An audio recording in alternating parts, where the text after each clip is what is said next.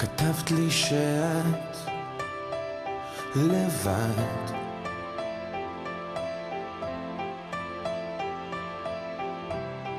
את חיה איתו ומרגישה בצד,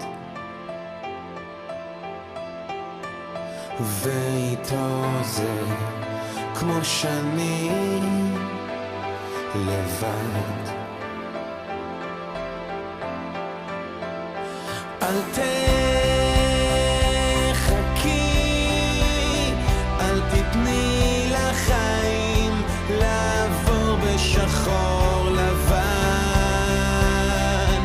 אני אוסיף לך צבעים, אני בא להציל אותך. חכי, אני בדרך אלייך, אני בא. אמרת שאני כמו גלויה, שמישהו שלח לך ממקום רחוק ונפלא.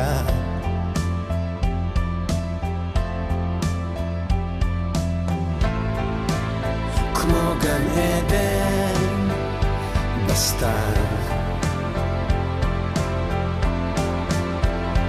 אל תחכי, אל תתני לחיים לעבור בשחור לבן. אני אוסיף לך צבעים, אני בא להציל אותך. חכי, אני בדרך אלייך, אני בא.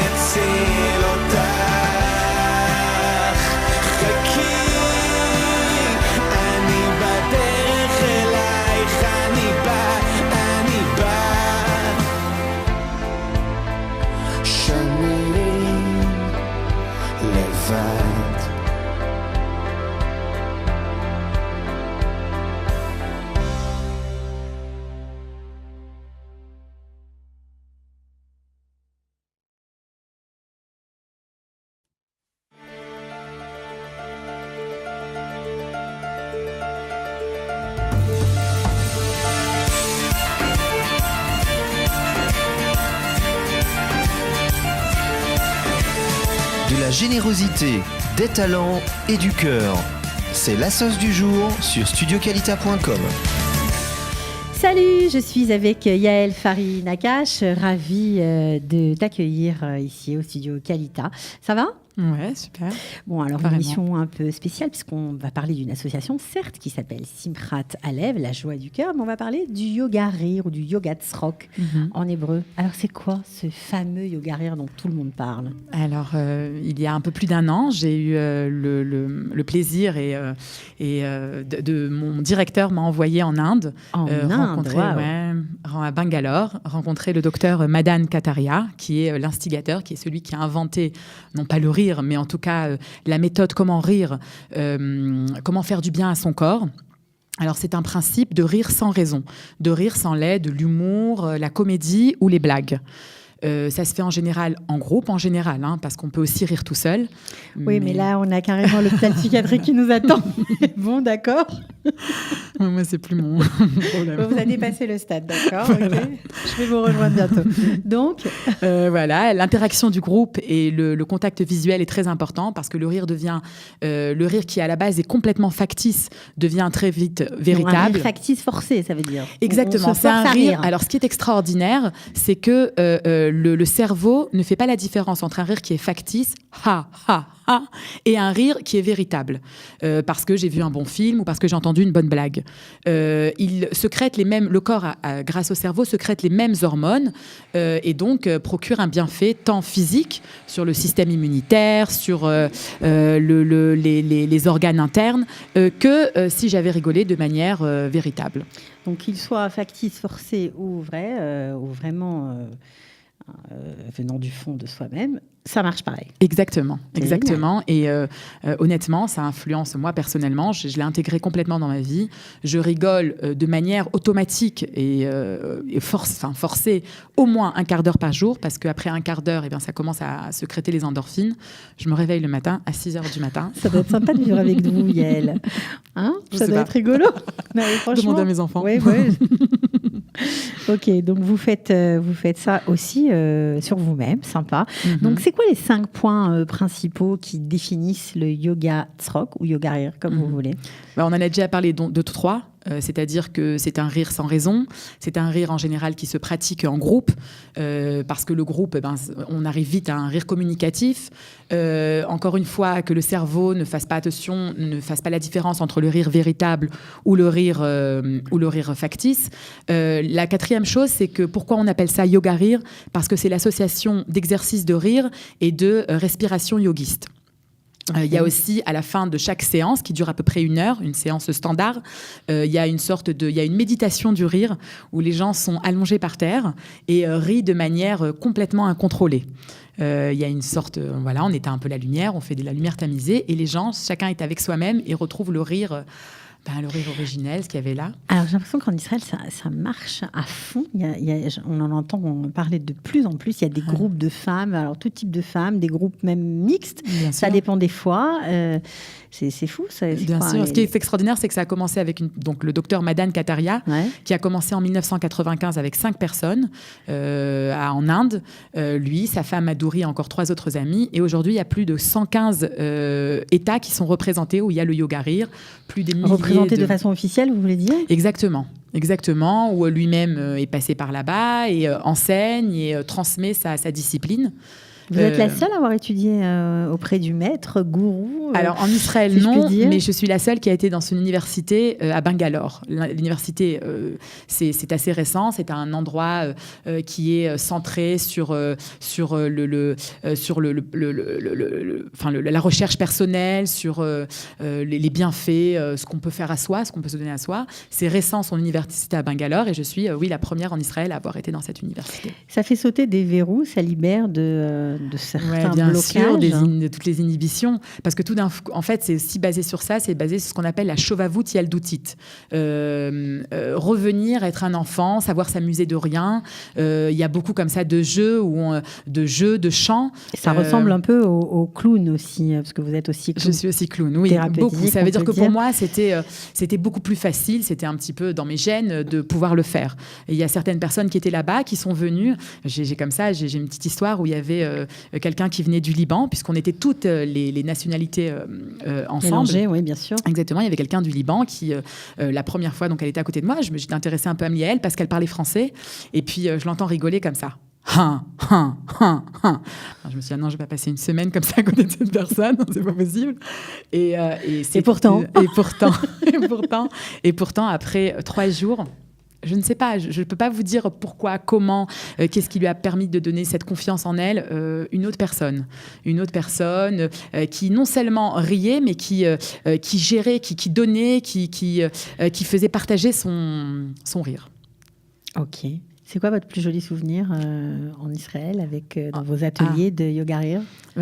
Ça a commencé au contraire de voir comme j'ai des forces en moi, j'ai des possibilités en moi. Ça a commencé au contraire à Bangalore.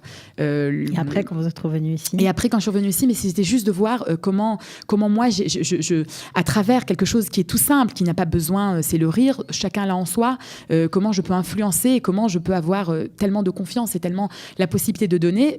Ça a commencé à Bangalore où le docteur Madan Kataria nous a demandé de faire un exercice. Et il nous a dit, vous pouvez le faire dans votre langue maternelle.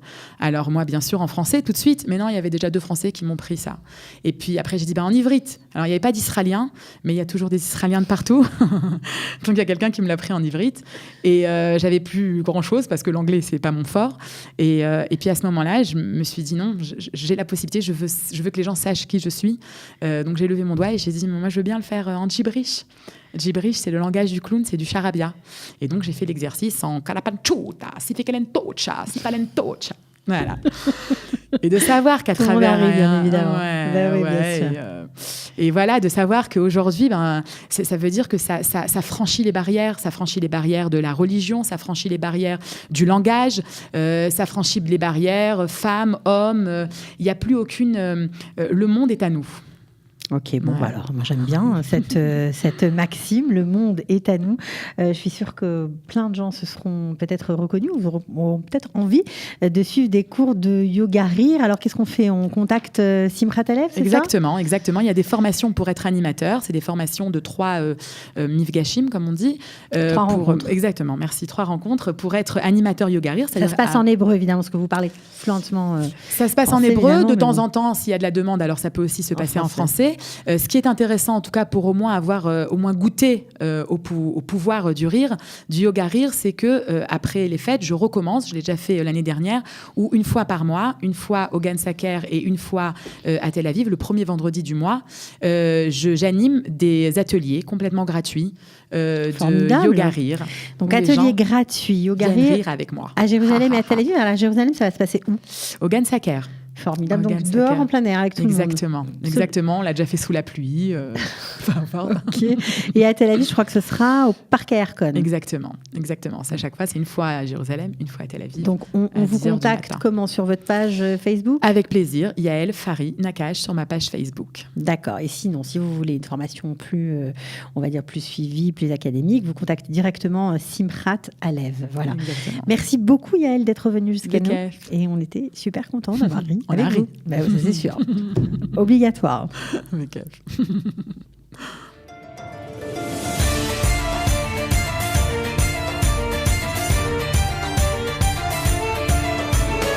la générosité, des talents et du cœur, c'est la sauce du jour sur studioqualita.com.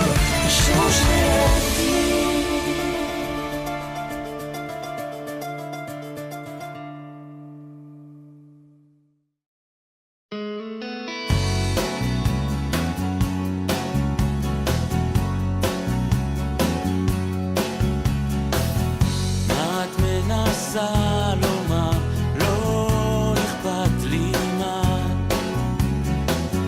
מאוחר כל כך עכשיו, ואין כאן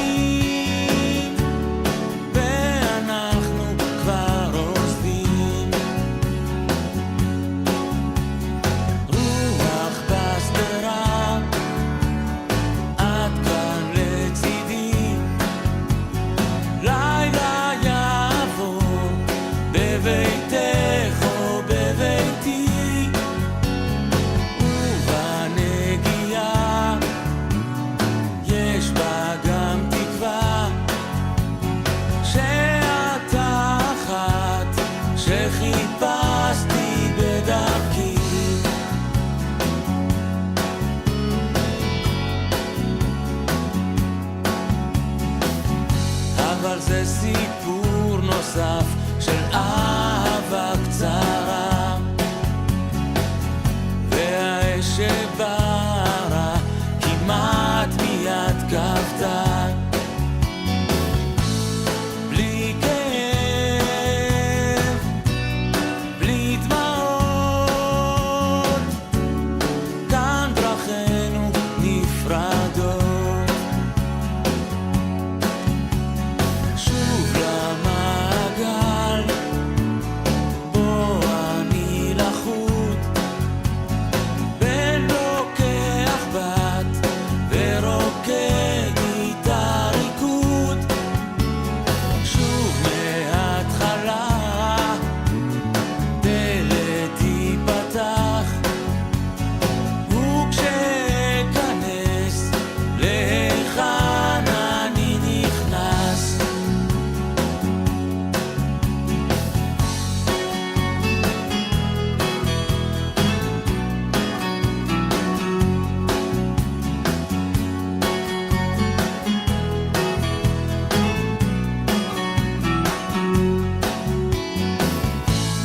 בלי כאב, בלי דמעות, כאן דרכינו נפרדות. כאן דרכינו נפרדות. כאן דרכינו נפרדות.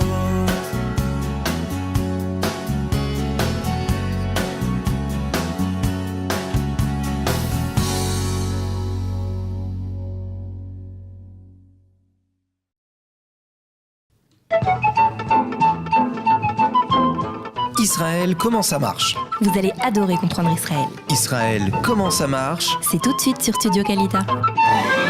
Et voilà, je suis en compagnie d'un assureur célèbre dans le monde francophone, puisqu'il s'agit de Claude Slama. Bonjour. Bonjour. Merci d'être venu jusqu'à nous. Alors, vous êtes en Israël depuis, on va dire, 35 ans. Vous êtes le 40e millième Au lait de France. Au lait de France. Pas mal. En 1983. En 1983. Depuis, il y en a eu d'autres. Et pas mal d'ailleurs. On a dépassé les 100 000, je crois. Tout à fait. Vous êtes assureur depuis 30 ans à Jérusalem. Et aujourd'hui, eh bien, puisque vous êtes là, nous avons décidé de parler de l'assurance voiture, puisque c'est complètement différent de ce qui existe en France. Le Mekif, le Chova, le Tzad Gimel, vous allez tout nous expliquer. Et on va commencer eh bien, tout simplement par le Chova. C'est quoi l'assurance Chova ? L'assurance Chova, c'est les dommages corporels. Tous les dommages corporels et du conducteur qu'on assure nous-mêmes et des autres conducteurs, des cyclistes, des piétons. Alors ça, c'est une assurance obligatoire. Comme son nom l'indique en hébreu, c'est obligatoire. Chova, ça veut dire obligatoire. Quelqu'un qui n'a pas trop les moyens, cette assurance-là, il est obligé de la faire. Et c'est pas très cher par rapport à d'autres.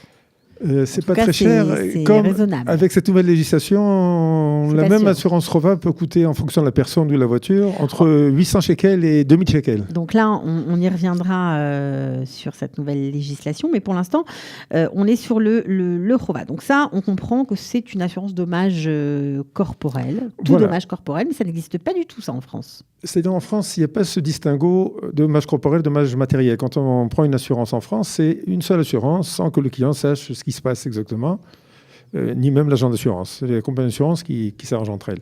Alors, il y a l'assurance routière ou l'assurance tout risque. Tout risque, exactement. Alors ça c'est une autre façon de faire les choses. Oui, exactement. Et donc, ça se paye de façon différente. Quelqu'un peut ne s'assurer qu'en Chova, qu'en assurance corporelle. Si un policier arrête un conducteur, c'est cette assurance-là qu'il doit montrer.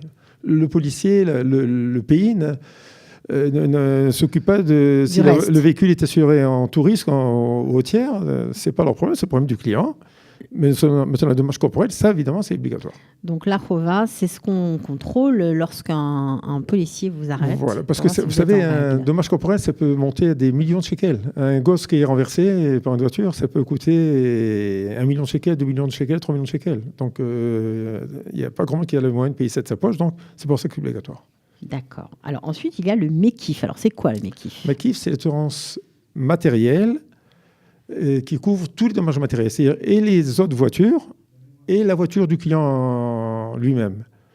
Si la personne estime que le client estime que sa voiture est un peu ancienne ou qu'il n'a pas trop les moyens, vous savez, il y en a beaucoup qui sont piégés. Ils viennent, on leur dit qu'ils ont des droits, ils n'ont pas de moyens, mais comme ils ont des droits, on leur achète une voiture qui va leur coûter, peut-être au lieu de coûter 130 000 shekels, ils vont les payer que 100 000 shekels. Mais ils les ont pas 100 000 shekels, ils vont prendre après, ils vont s'endetter pour la voiture parce qu'on leur a dit qu'ils avaient des droits. Ça, il faudrait faire attention. Il faudrait qu'ils soient bien conseillés pour ça. Bon, mais là, on ne parlait pas de ça, on parlait plutôt de l'assurance en elle-même. Donc, Oui. Si on n'a pas tellement de sous et que la voiture est vieille, par La voiture contre. vieille, on fait ou que le chova, dommage corporel, ou chova plus au tiers, 7 guimel. L'assurance au tiers coûte pas trop cher, on va dire entre 700 et 1000 shekels si c'est une voiture privée. Si c'est une voiture commerciale, ça peut coûter 1500 jusqu'à même 2000 shekels.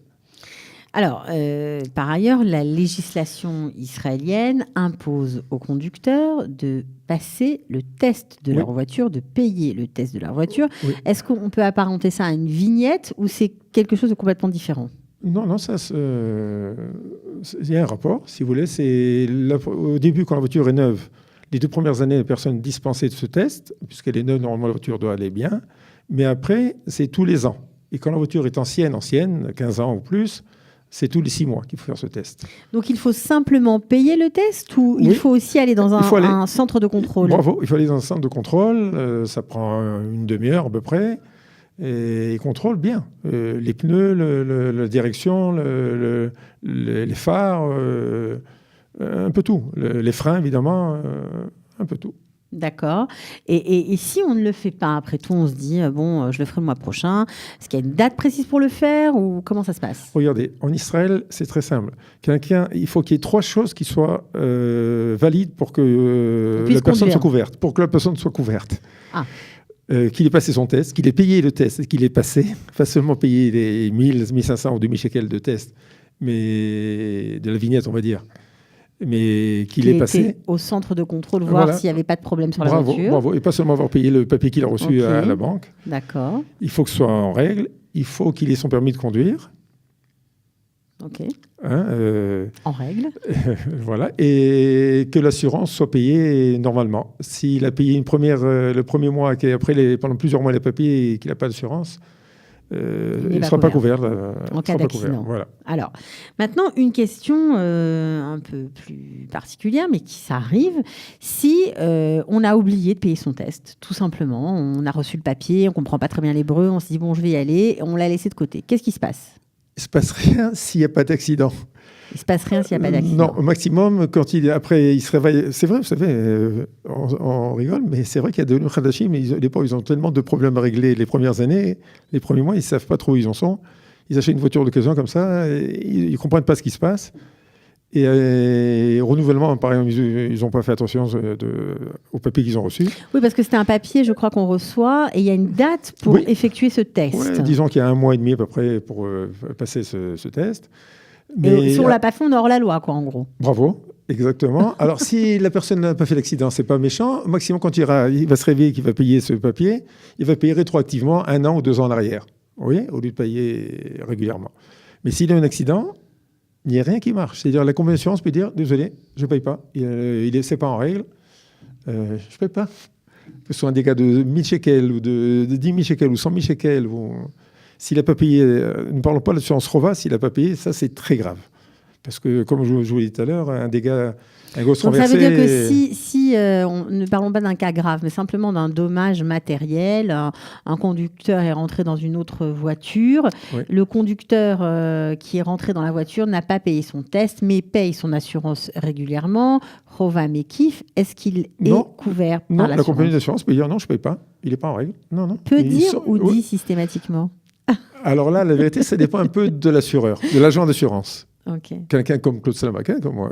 Si c'est un assureur qui est sérieux, qui est depuis 30 ans assureur, 20 ans assureur, qui est de bons clients, c'est un cas sur tous les 10 ans ou c'est le premier cas en 30 ans, et que ce n'est pas un gros pépin, ils paieront. D'accord. On passe un coup de fil au directeur de la assurance. Ça passe. Il passe. Parce que finalement, si c'est 5 000, 10 000, 20 000 shekels, ils Ça paieront. passe. Mais si c'est quelque chose de plus important, Si c'est un camion Mercedes qui est allé dans le décor à cause de ça, à cause du client qui n'a pas payé son assurance, qui n'a pas fait son test, c'est déjà autre chose. Ok, alors on voudrait juste faire un petit retour arrière et voir s'il y a de grandes différences en fait entre Israël et la France quand on fait un accident tout simplement, parce que les gens qui arrivent ne savent pas du tout, on parle de beaucoup de choses quand on fait l'Aliyah, on se prépare, etc., mais on ne se prépare pas forcément à avoir un accident sur la route. Alors peut-être que quand ça arrive, on est un peu démuni, on ne sait pas quoi faire, on doit faire un constat, pas de constat, comment ça se passe ? Constat à l'amiable, oubliez, ça n'existe pas. Un Israélien, par principe, il conteste. Ah ben bien sûr. Et si par hasard il ne conteste pas aujourd'hui, le jour de l'accident, il va parler avec son copain avocat, il va parler, quoi, ta frère, quoi, quoi, mais non, c'est pas toi, c'est lui. Je vois d'après le dessin que tu me fais, non, c'est l'autre qui t'est rentré dedans, c'est pas toi qui t'es allé sur lui. Alors, c'est quoi les bons réflexes ? Parce que le Olé Hadash, il se fait très vite repérer par l'Israélien. Donc en cas d'accident, qu'est-ce qu'on fait ? Prendre des photos, et pas seulement des photos. Donc il n'y a pas de constat en fait. Non, il n'y a pas. Non, ne cherchez pas. Il n'y a pas de papier. Si vous cherchez, c'est bien ça déjà. Si vous cherchez à faire signer un Israélien, ça risque de mal se terminer. D'accord. Donc il n'y a pas de papier, un échange de coordonnées peut-être. Voilà, exactement. Une copie avec ils prennent une photo de l'assurance Rova et les renseignements. Ils prennent la plaque aussi, la carte d'identité. Carte d'identité, voilà, et le numéro de téléphone de l'assureur. Mais les bons réflexes, c'est quoi ? C'est prendre des photos, et pas seulement des photos de l'aile qui a été accrochée ou de la porte qui a été endommagée, mais de tout le contexte. C'est-à-dire voir que s'il n'y a pas une ligne blanche, s'il n'y a pas un feu, s'il n'y a pas un passage protégé, s'il n'y a pas... Prenez plusieurs photos et en s'écartant des véhicules qu'on voit ce qui s'est passé, avant que les voitures soient déplacées. S'il y a un dommage corporel, il faut appeler la police, elle viendra. S'il n'y a pas de dommage corporel, ils ne viendront pas. Ils ont trop de problèmes à régler, ils ne vont pas s'occuper des... Donc, prendre de bonnes photos avec le contexte général, prendre les coordonnées de la personne dans laquelle on est rentré ou qui nous est rentré dedans, ça suffit. Pour, des témoins. Essayez de prendre des témoins. Ah, vous êtes dur, là. Vous allez comprendre, si l'Israélien qui vous a accroché voit que vous avez les bons réflexes, prendre des bonnes photos et des témoins, il ne va pas trop faire le malin. Il ne va pas changer d'avis. Il ne va pas vous dire oui aujourd'hui et demain, non, c'est pas vrai, c'est toi qui m'es rentré dedans. Mais en même temps, des bonnes photos, les coordonnées, ça devrait suffire quand même. Non. Écoutez, 30 ans d'expérience. Écoutez, ça me fait la peine quand j'entends les clients, comment ils se font manger tout cru. Non, on ne va pas se faire manger tout cru. Pas du tout. C'est pour ça que vous êtes là. Alors donc, les témoins, c'est important. Oui, comme les photos. Le bon réflexe, c'est tout, que l'Israélien ne fasse pas le malin après, c'est tout. D'accord. Bon, écoutez, je pense qu'on a fait un bon tour, en tout cas, des choses de base à savoir qui sont importantes lorsqu'on arrive en Israël, qu'on devient conducteur et donc qu'on peut être potentiellement sujet d'un accident de voiture ou carrément l'avoir provoqué. Mais en tout cas, j'espère que grâce à ces éclaircissements, il y aura moins de soucis. Merci vous savez que finalement, si mon client, le français, est responsable, c'est beaucoup plus simple parce que, bon, je m'occupe de aussi. Oui, bien sûr. Le problème, c'est quand on s'y fait rentrer dedans par quelqu'un d'autre, on va dire un Israélien. Ou autre. C'est là où ça se complique. C'est là où ça se complique, c'est sûr. En tout cas, merci beaucoup, Claude Slama, d'être venu pour nous parler de l'assurance voiture. Avec plaisir. À bientôt. Shana Tova. Israël, comment ça marche ? Vous allez adorer comprendre Israël. Israël, comment ça marche ? C'est tout de suite sur Studio Kalita.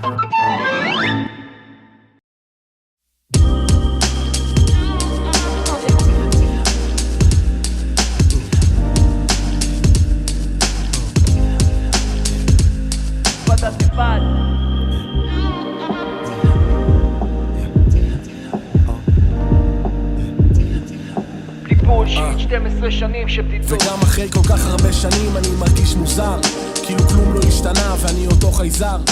הכל מרגיש זה אתמול היום מחר, מה שהיה היה, מה שעבר עבר אבל נשאר אותו דבר. חי עם מאבק מהעבר, במאבק בין אהבה לתאווה, בין פנימיות לגאווה, מחפש את עצמי במרחבי הזמן, אחרי שני התקפי חרדה שכנראה אני לא אשכח אף פעם. כל המתח כל יומיים, שתוקק לשלוות נפש אבל לא עוצם עין, שנתיים בינתיים עדיין נלחם על הזכות להגיע לשמיים בלי למות, לקחת אחריות על ההיסטוריה, לעלות שלב בסולם. בלב חלמתי לשנות סדרי עולם, הרגעים שאנחנו הכי רוצים לשכוח, לא נשכח את שנמות, 12 שנים של בדידות.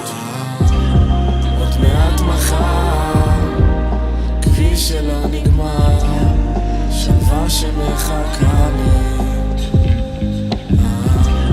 הנה עוד יום עבר, הבדידות עדיין כאן, היא לא מניחה לי. אין קיצורי דרך בחיים, אין דרך אחרת, בעולם בו האופנה מוכרת מה שהמדיה משקרת.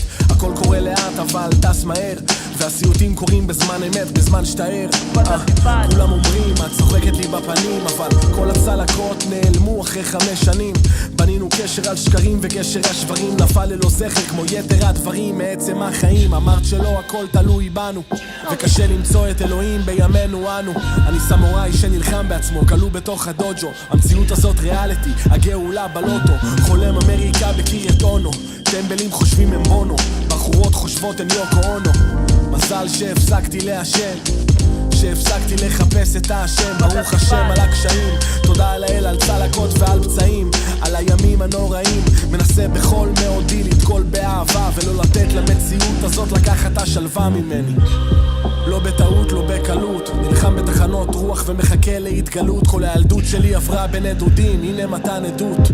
12 שנים של בדידות. עוד מעט מחר, כביש שלא נגמר, שלווה שמחכה לי. הנה עוד יום עבר, הבדידות עדיין כאן, היא לא מניחה לי. בסופו של דבר החיים יתנו לך פרופורציות, כשאתה ילד שבור לב מלא אמוציות. חי כמו חוצן, חי במחשבה שאתה מטומטם, שנולדת מקולל ואיש לא יבין לעולם. זה לא פשוט לדעת לקבל את עצמך כמו שאתה, להבין להסתגל לחיים חדשים. אני אותו אדם אבל שונה, מה עכשיו? לאן אני פונה? לכל מי שאהב אותי לפני שנים מהמחתרת, תודה שלא איבדתם את התקווה בדרך. תודה לכל מי ששרד את הגשמים והסופות, נביט על הזריחה מן הפסגות, תקופות יפות בדרך. בחיים האלה כלום לא בא סתם, תודה לכל מי שפתח לי דלת, כל מי שהיה שם, כל מי שהפיץ את הבשורה, מי שדוחף התחבר אל השירים, שמע את הלב שלי בוכה. גם כשהייתי ממורמר ועצבני, תודה שתמיד אהבת אותי בדיוק כמו שאני. לגיבורים שעיצבו לי את הפסקול, ויש מצב שאלוהים אוהב אותי אחרי הכל. אם בן אדם יכול להקשיב ולצמוח, לצעוד בדרך ארוכה ולפרוח, למצוא כוח, לדעת סוף סוף מהי אהבה, שמחה וחברות, אחרי 12 שנים של בדידות. אז את השמחה הזאת הם לא ייקחו ממך, ובשמחה הזאת, אחי, אני איתך. כך שר נצ'י נץ' הראפר הנפלא, אז מה אני אגיד לך? נצ'י נץ', אחי, גם אני איתך. בשמחה הזאת אני לגמרי איתך.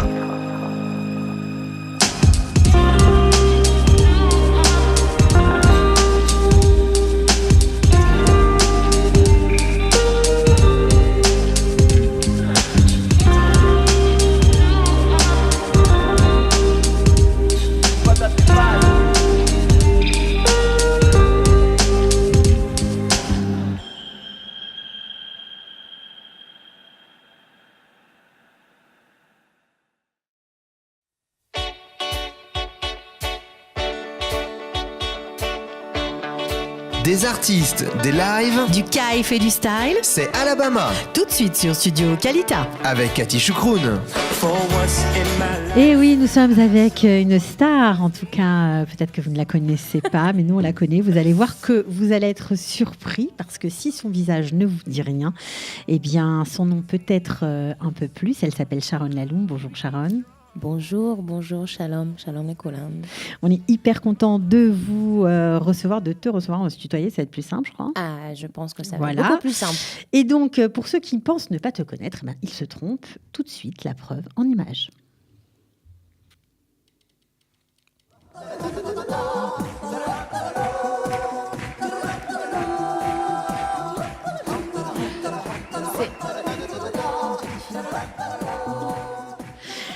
Alors, oui, évidemment, vous avez reconnu, c'était les Voca People, c'est ça? C'est ça. Ouais, Alors, les ouais, Voca ouais. People, tu as chanté avec eux pendant 2 ans, je crois.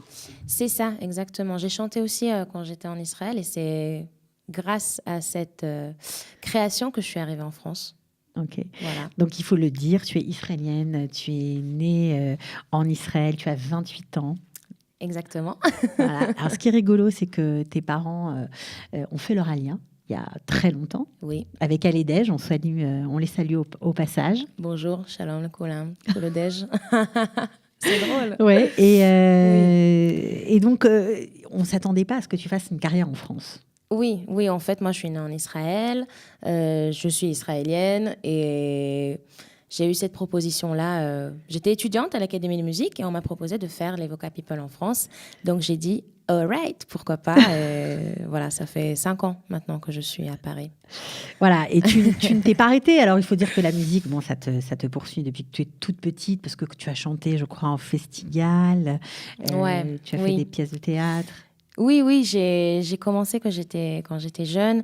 Ma première scène, c'était le Festival. Après, j'ai fait Bravo, Abima. Voilà, j'avais ma petite carrière. Et après, je voulais être avec mes copains.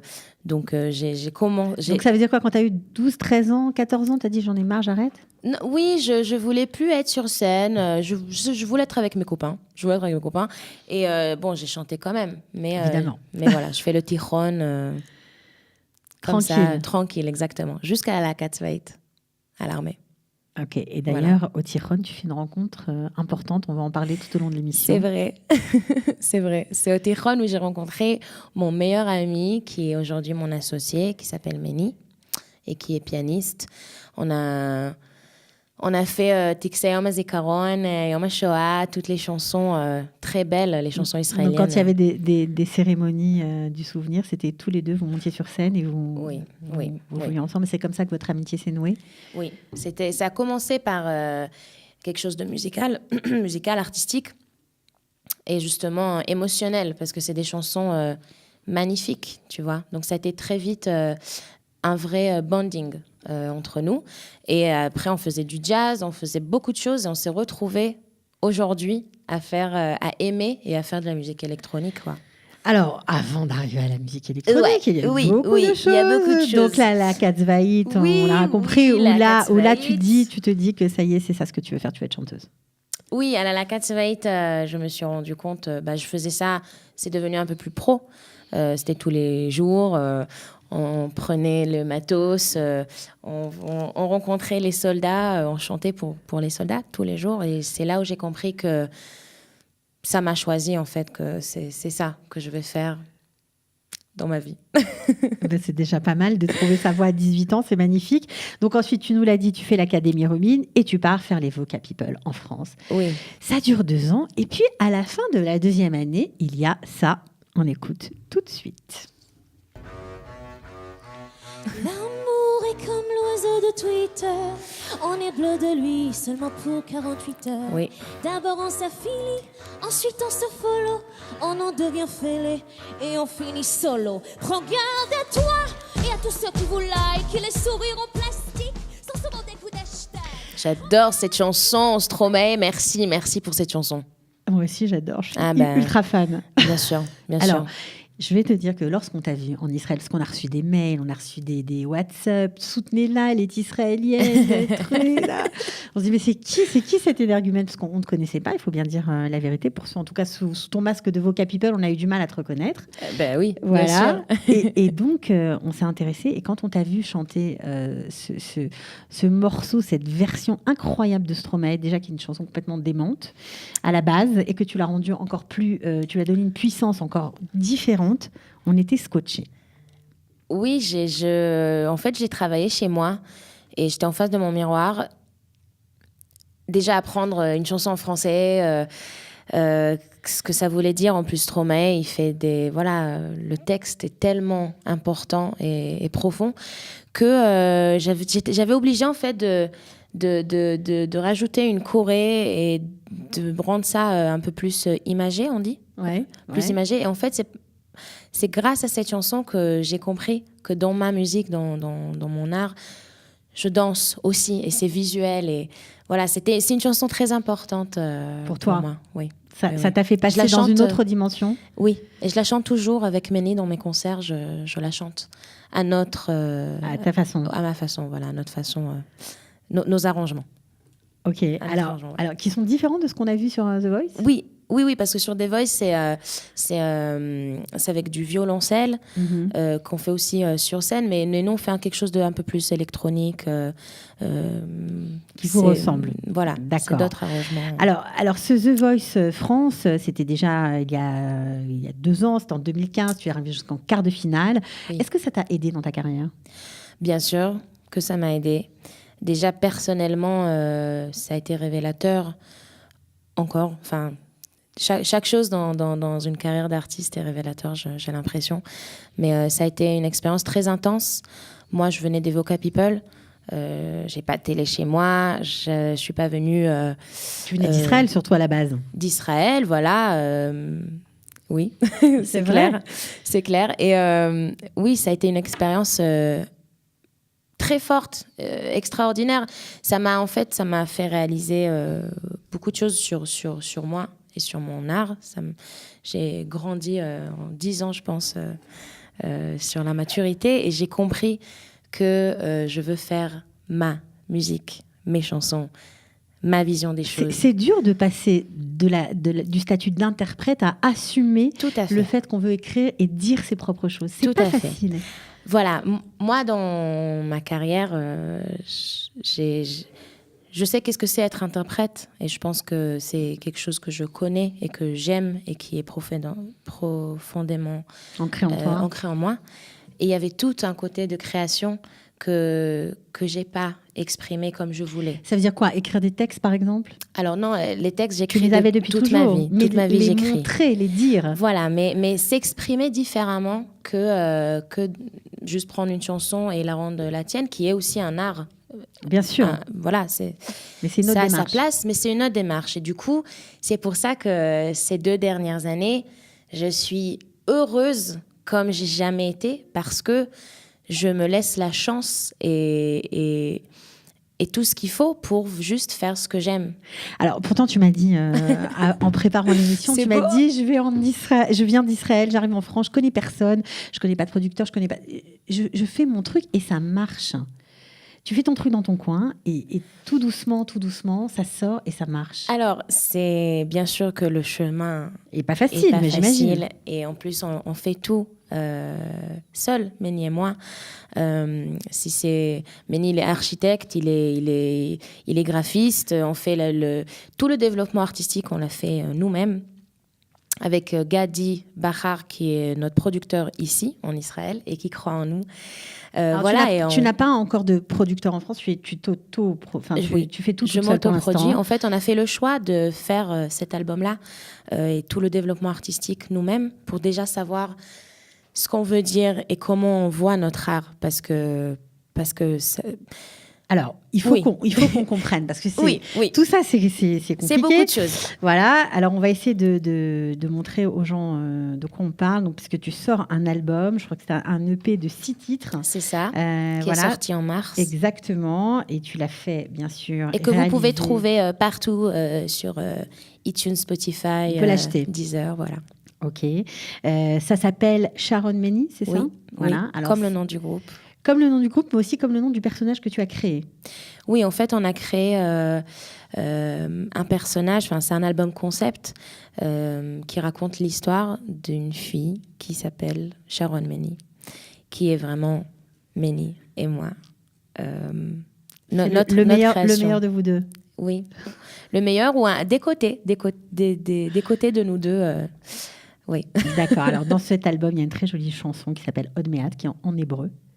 Alors, Od Me'at, c'est pas dans cet Elle album. n'est pas dans cet album. Elle n'est pas dans cet album. Ça C'est une commence chanson bien, plus c'est bien récente. que je me trompe un petit peu. C'est pas grave. On va la faire en a cappella. Ça te dit? Alors, cette chanson, elle vient d'où? Elle est sortie après l'album, Od Me'at? Od Me'at, c'est une chanson qu'on fait dans nos lives.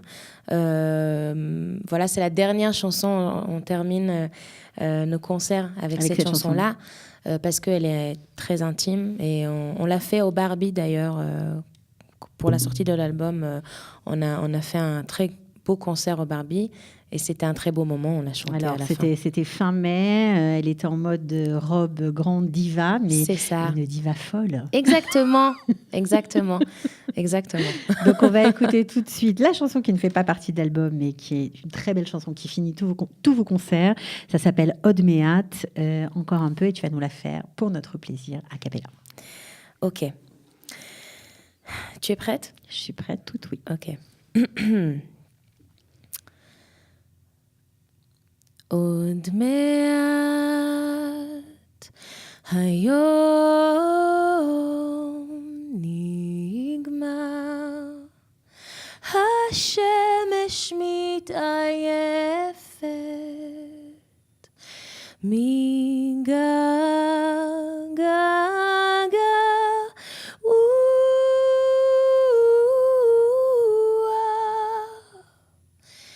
נחזיק מעמד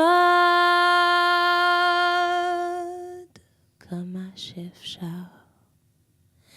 נלך לישון ולא נאמר דבר.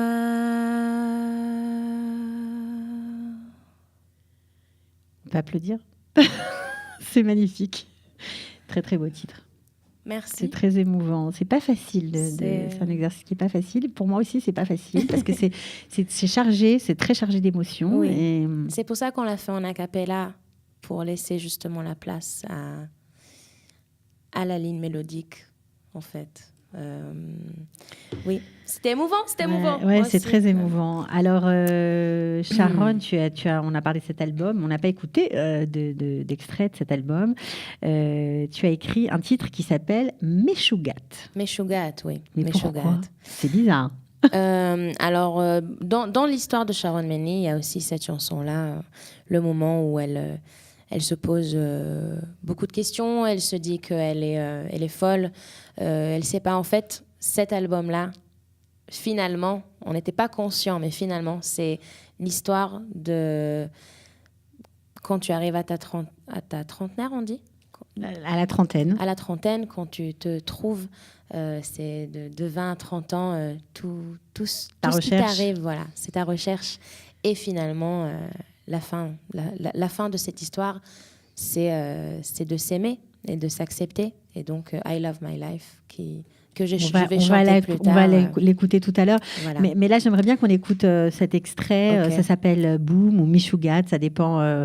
Sheva Boom ou Meshugat. Oui. Voilà, c'est ça. Et puis, vous allez voir, parce que certains, on va parler ensuite de tes influences, mais quand on t'entend, on te compare parfois à Björk.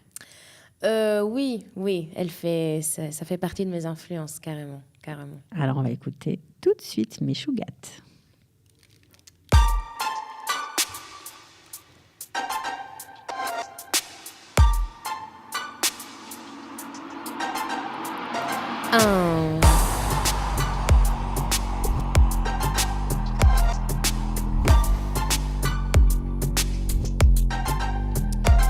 את משוגעת, את רוצה הכל, את לא יודעת, את חייבת לשאול כדי להבין מי את בעולם הגדול הזה.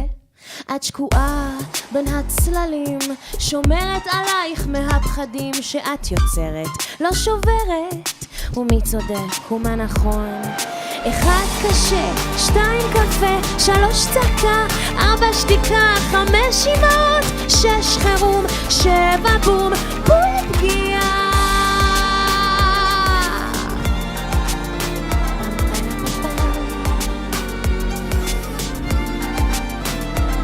את נעלמת כשאת רואה את הטס שחלף שאת מול המראה, חיוכך היקר וחצי הראש במאפרה, והם אומרים לך שאת מלכה, הם אוהבים אותך, הם דואגים לך, הם תמיד בסביבה, אבל את כואבת, תמיד חושבת על זה שאת לבד. 1 קשה, 2 קפה, 3 צעקה, 4 שתיקה, 5 אימהות, 6 חירום, 7 בום, בול פגיעה. 1 קשה, 2 קפה, 3 צעקה, 4 שתיקה, 5 אימהות, 6 חירום, 7 בום, בול פגיעה.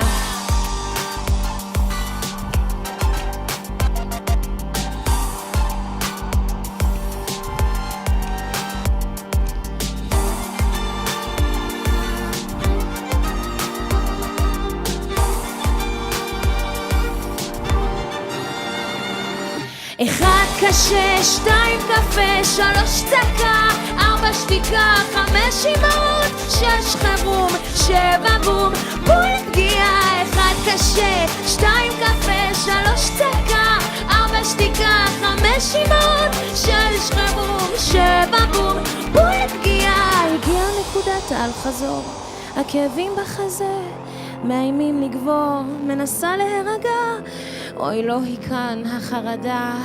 1, 2, 3 נושמת והראש נופל כמו אסימון. 5, 6 זה בואסטין שני, בול פגיעה, אולי את עוד תסכי.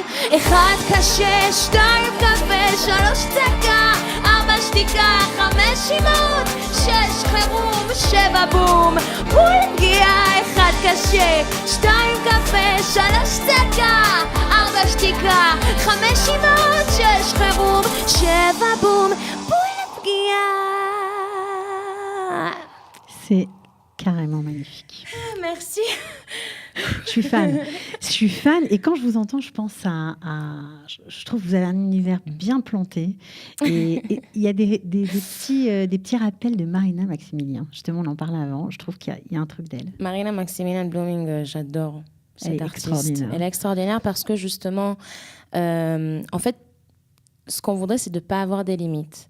Et c'est compliqué dans le monde artistique parce qu'on cherche à te mettre dans des cases. Exact. Donc nous, notre fil conducteur, c'est l'électronique. Mais là-dedans, je rappe, je fais de l'opéra, je crée, je suis silencieuse.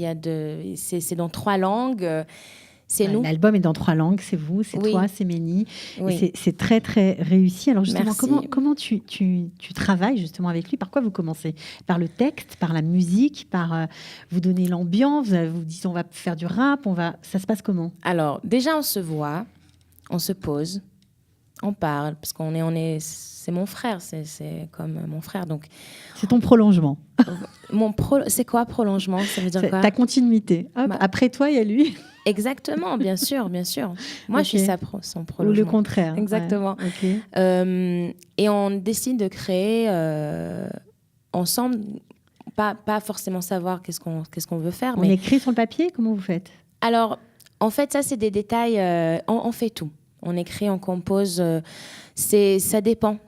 Soit lui, il a une mélodie, soit moi, j'ai une mélodie, soit j'ai le texte qui est déjà là, soit il écrit le texte. C'est juste passer du temps ensemble. Combien de temps ça vous a pris d'écrire ce morceau, par exemple? Meshugat. Ouais. Alors, Meshugat, c'est un texte que j'ai écrit il y a 5 ans. Et lui, il a composé un petit morceau il y a 3 ans. Enfin, les chansons ont une vie. Donc, il y avait d'autres arrangements pour cette chanson. Finalement, on l'a finalisée et c'est ça. Mais oui, c'est un long processus, ça, c'est sûr. C'est sûr. Ouais, oui. Alors, on voit la joie que vous avez à chanter, le plaisir que vous nous donnez quand vous êtes là. Voilà, vous avez une énergie qui transparaît partout, on va le dire, c'est clair. Et d'ailleurs, pour ceux qui ne vous connaissent pas, en fait, ils vous connaissent aussi. Parce que certains n'ont peut-être pas vu Voca People, n'ont pas vu The Voice, n'ont pas encore acheté vos albums. Ils ont tort, mais ils vont bientôt le faire, j'en suis sûre. Mais ils se baladaient un jour à Tel Aviv. Et puis soudain, ils ont entendu une voix qui est sortie de nulle part, on va dire. Et vous avez fait un carton, un buzz sur Internet incroyable. Incroyable. Alors que c'était pas du tout prévu. Vous étiez là avec vos copains, et puis vous avez dit allez viens chanter. Hop. C'est ça. C'est exactement ça. J'étais avec des musiciens avec qui je fais des concerts. Et Miri Aloni, qui était là au Chouk de Carmel, voilà. Elle a appelé, il a fait une chanson, il a fait Pour que tu aimes encore et je l'ai chanté comme ça. Mais moi, j'avais chaud, je savais pas. J'ai pris le micro, je me suis éclatée. Juste quelques notes pour vous rappeler de bons souvenirs. Ok.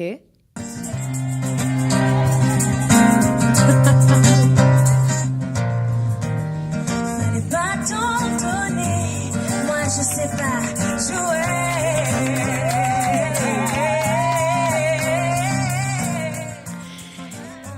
Alors vous avez fait combien de vues sur YouTube avec cette histoire-là?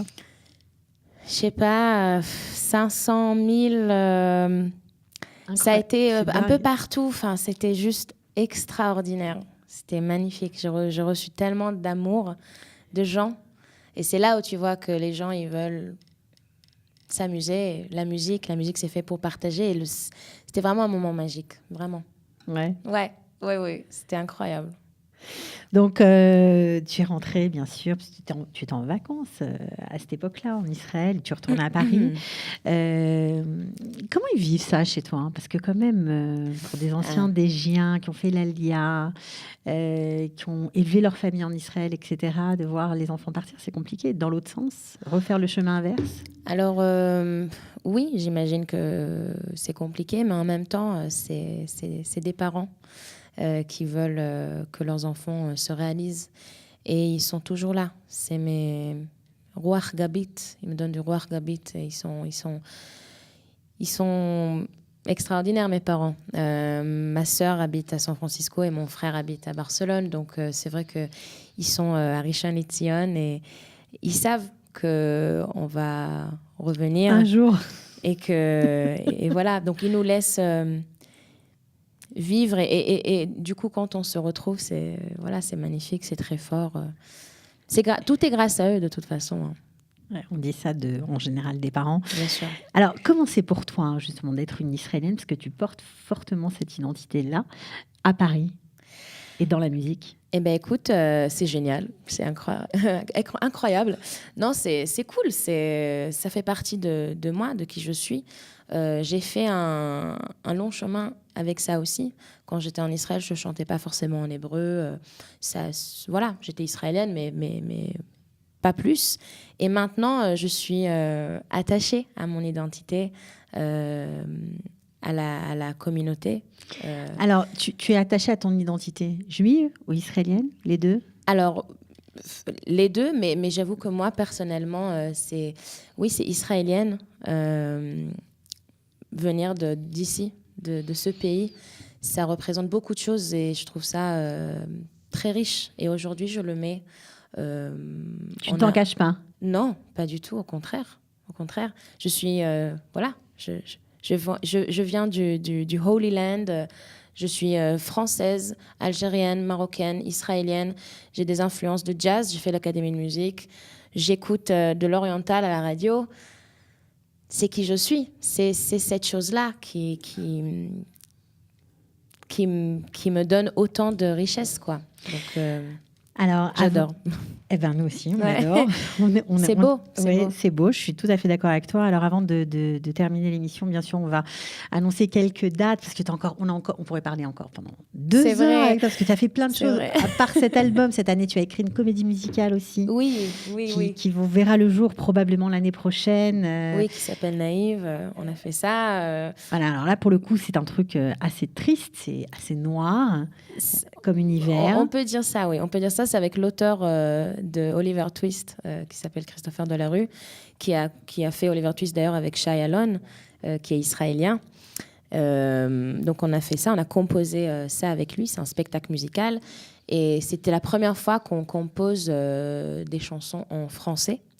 Et du coup maintenant on commence à repenser à notre deuxième album qui sera sûrement en français aussi. Donc maintenant on est dans une création du deuxième album et de concerts. Alors justement, si vous êtes fan, si vous avez craqué pour Sharon Laloum, j'espère bien pour vous, eh bien, on vous donne tous rendez-vous le 18 janvier, en tout cas surtout elle, 18 janvier 2018, oui. À Paris sur une péniche. C'est ça, péniche Antipode. Ça sera que Méni et moi pour le moment. On va le faire... pas comme le Barbie où il y avait 5 musiciens, on sera que Méni et moi. Ça va être intimiste, on va montrer nos travails, nos chansons. Et vous êtes tous invités, vous pouvez tous venir chanter avec nous et être avec nous. En tout cas, nous, on espère que tu viendras aussi bientôt te produire en Israël. De quoi, pardon ? Que tu viendras bientôt te produire en Israël. Ah, bien sûr, c'est prévu, ça sera en mars. Okay. On va venir pour se produire en Israël. On n'a pas encore les dates, mais voilà. Bon, en tout cas, nous, on se fera un plaisir de faire le relais et de parler de toi. Alors, on va se quitter en musique avec un titre qui déménage. Ça s'appelle I Love My Life et ça te va si bien. Yes. Donc, la fin de l'album. La fin de l'histoire. La fin de l'histoire. Bon, en tout cas, I Love My Life, ça me paraît bien pour un début, moi, je dis. Grave. C'est un début d'une autre histoire, carrément. Exact. En tout cas, on fait un coucou à Méni, on l'a pas salué, on l'embrasse. Méni, on t'embrasse très fort, on t'aime. Voilà, et on est ravis de se quitter en musique. On te souhaite Be'atzlacha. Toda rabba. Merci beaucoup.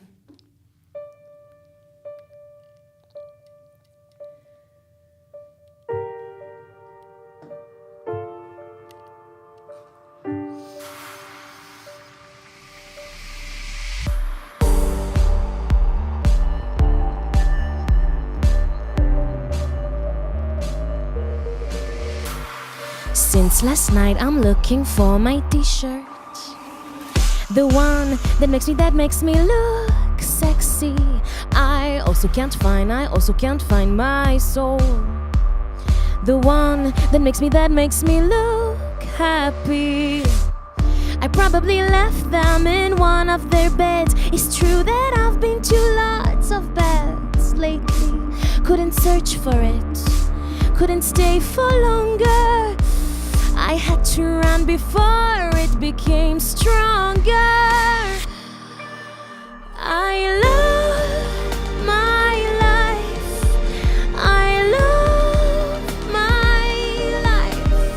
I love my life. I love my life, la vie bohème.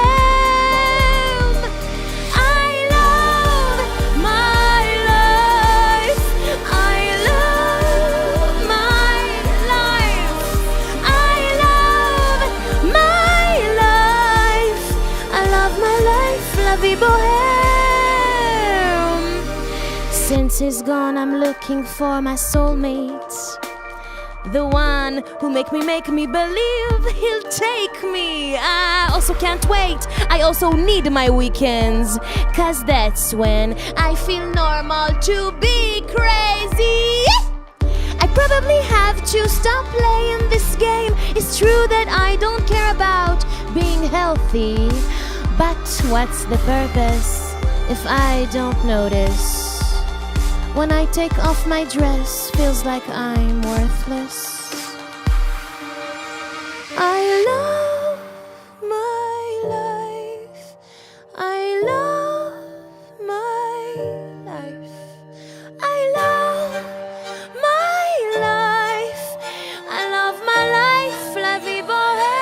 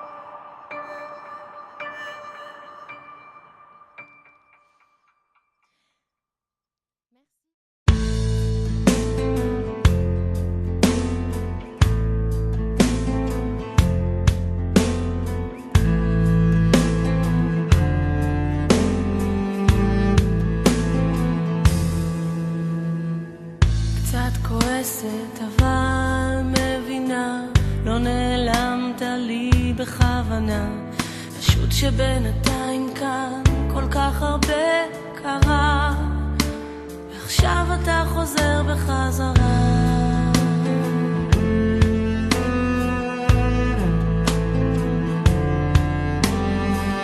קצת עצוב לי, אתה איש כזה חכם, ורק דבר אחד למדתי ממך, עזבתי את הבית, עברתי לדירה שכורה, ועכשיו אתה חוזר בחזרה.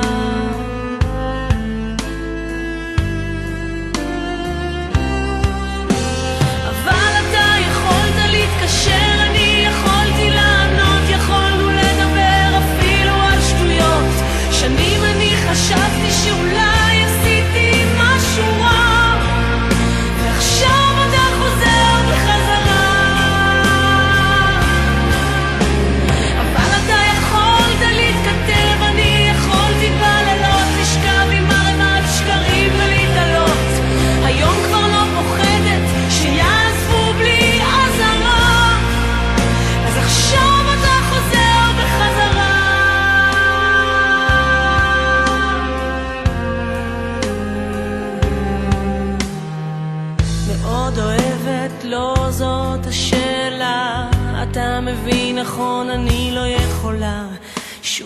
לתת ללב שלי לחטוף ממך כזאת סתירה, אז עכשיו אתה חוזר בחזרה.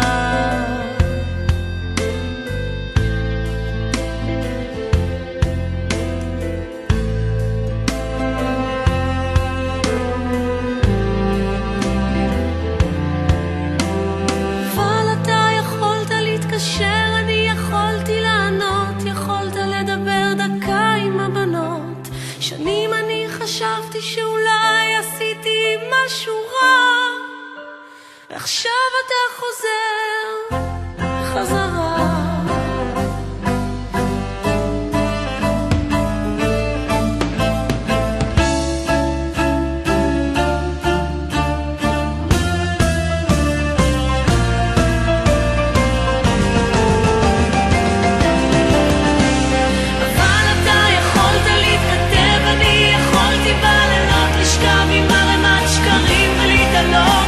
היום כבר מחייכת וגם לזו שבמראה, ועכשיו אתה חוזר בחזרה. אתה יכולת לבקר, אני יכולתי לחסוך שנתיים של טיפול כדי להבין בסוף שחיפשתי את הדמות שלך בכל בחור שלי קרה, אז עכשיו אתה חוזר בחזרה.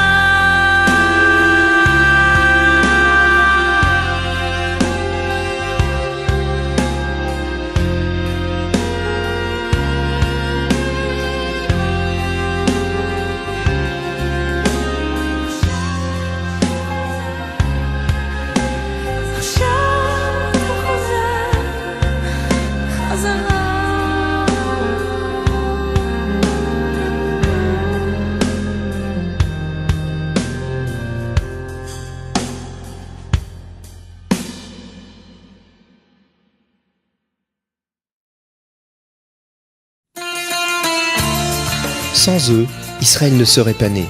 Retour sur le parcours des grandes figures qui ont fait l'État juif. Une émission présentée par Eve Bocara.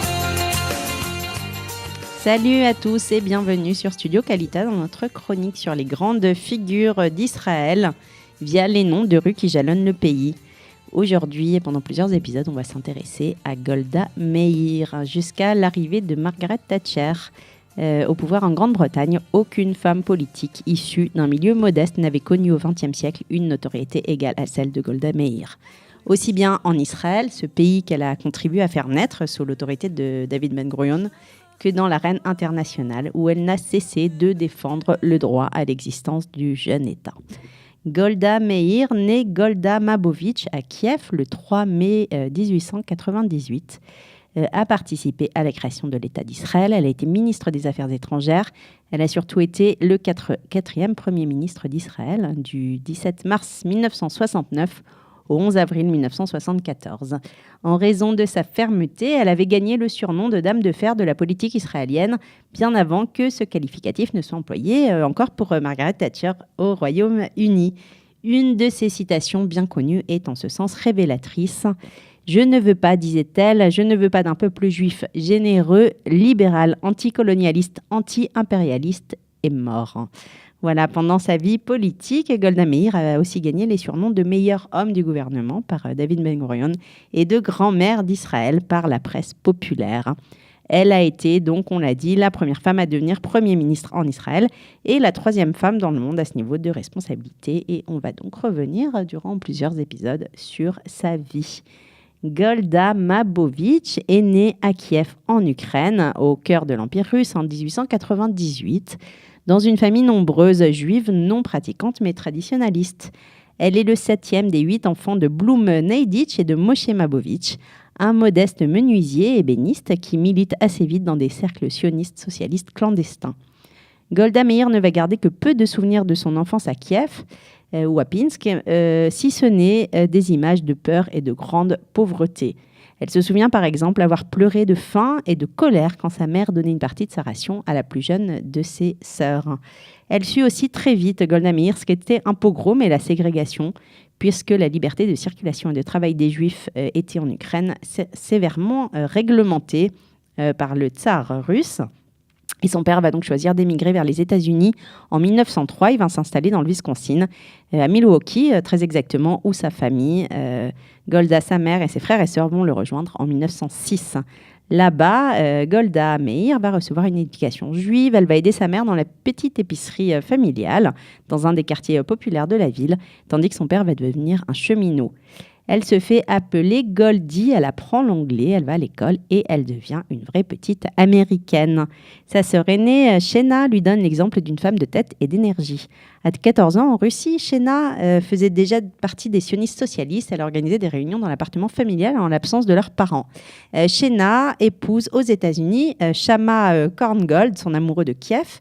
Ils vivent à Denver et ils continuent de militer pour le parti sioniste. Lorsqu'à 15 ans, les parents de Golda Meir refusent qu'elle continue ses études et décident de la marier avec un homme bien plus âgé qu'elle, dont elle ne veut pas. Celle-ci va donc s'enfuir, Golda va s'enfuir chez Shena à Denver.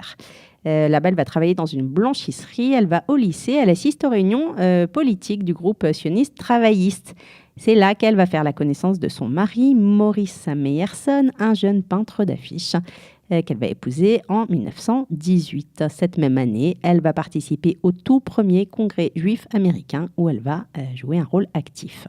Sa vie militante commence ainsi à 18 ans dans des réunions politiques au cours desquelles elle prend la parole pour défendre un sionisme socialiste. Elle organise aussi des marches de protestation et rejoint le mouvement des Poalets de Sion. Un an plus tôt, le 9 juillet 1917, son père était devenu citoyen américain et Golda avait obtenu cette citoyenneté par affiliation. 4 ans plus tard, le 23 mai 1921, Golda, son mari, sa sœur Shena et son mari vont faire leur alia et c'est ce que nous verrons la prochaine fois. Merci. Sans eux, Israël ne serait pas né. Retour sur le parcours des grandes figures qui ont fait l'État juif. Une émission présentée par Eve Bocara.